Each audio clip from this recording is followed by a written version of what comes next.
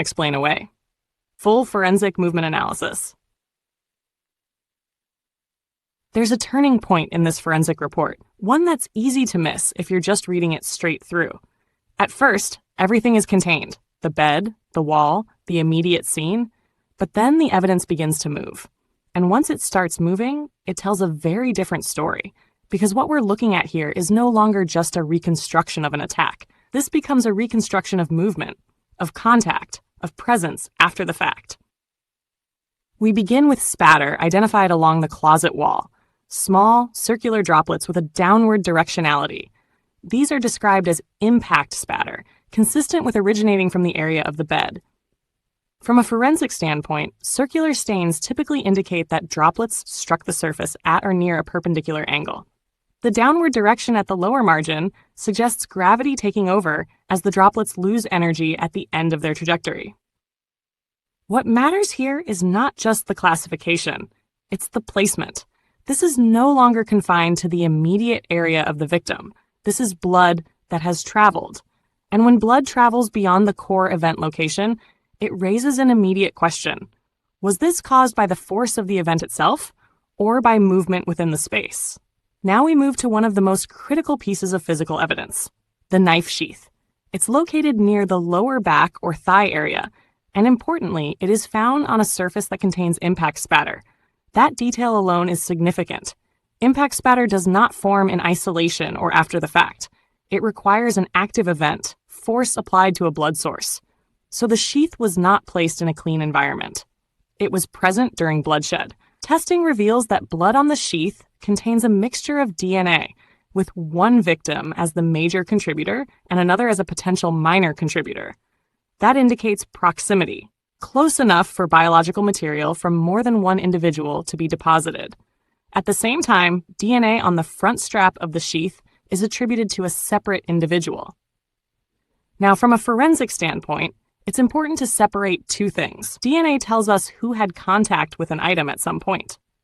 Spatter tells us what that item was exposed to during an event.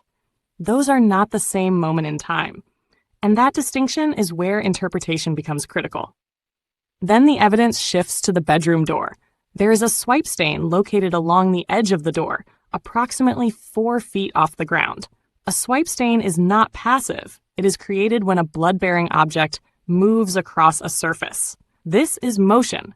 This is contact. And the report itself makes a notable statement. There is no physical evidence to indicate that either victim created this stain. That leaves us with a very important forensic implication. This stain was created by another moving source of blood. The height, the direction, and the nature of the stain all suggest that something or someone came into contact with that door while blood was still present. And that moment matters, because now we are no longer inside the event, we are at the threshold of exit. What follows adds another layer of complexity. A patterned transfer stain is identified near the hinge side of the exterior bedroom door. This is not just a smear, it is a transfer that retains some form of pattern, meaning the object that made contact had a recognizable texture or structure. But more importantly, the stain is described as diluted. Diluted blood doesn't happen randomly. It requires the introduction of another liquid, water, cleaning fluid, or some other substance. So now we have to ask, when did that dilution occur? Was it immediate? Was it later? Was there some form of interaction with the environment after the initial bloodshed? Because dilution introduces time into the equation, and time changes everything in forensic reconstruction. Then we follow the evidence out of the room and into the stairwell.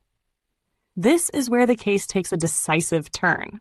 Transfer stains begin appearing along the banister, the wall below it, the inner railing, and the switchback between levels. These are not projected stains. These are not airborne patterns. These are contact stains. They are described as light in color, and testing confirms the presence of blood. In at least one instance, DNA identifies one of the victims as the source. But what stands out is the pattern itself. These stains are not isolated. They appear in sequence. They occur across multiple surfaces and at multiple points along a path of travel. This is not passive dripping. This is not a stationary event. This is movement. A pattern transfer is also noted on the handrail, with visible swiping motion, That indicates not just contact, but directional movement along the surface. In practical terms, that means something moved along that railing while carrying blood. Whether that was a hand, an object, or clothing, the mechanism is the same: contact, motion, transfer. Further down, additional transfer stains appear along the wall at the switchback and near the bottom of the stairs. Again, they are light in color. Again, they test positive for blood. By this point, the pattern becomes difficult to ignore. This is a trail, and trails tell stories. When we step back and look at the totality of this evidence, a sequence begins to emerge. The event originates near the bed, where impact spatter and cast-off indicate force applied at close range. The victim remains largely stationary, as supported by consistent flow patterns. Blood is then transferred to the door, through a swipe that indicates movement by a blood-bearing source not attributed to the victims. A diluted pattern stain suggests a secondary interaction, possibly involving liquid or environmental exposure. And then, the evidence continues outward, down the stairs, across surfaces, through space. From a forensic standpoint, the most important takeaway is this: the scene does not end at the bed. It extends. And that extension is defined not by impact, but by transfer. Transfer stains are among the most telling forms of evidence because they require interaction. They require something to move, to touch, to carry biological material from one place to another. They are not passive. They are behavioral. So when we look at this evidence in its entirety, we're not just reconstructing an isolated moment of violence. We're reconstructing a sequence of movement through the residence, one that involves contact with multiple surfaces at multiple points after the initial event. And that raises the question that sits at the center of all forensic analysis: not just what happened, but what happened next.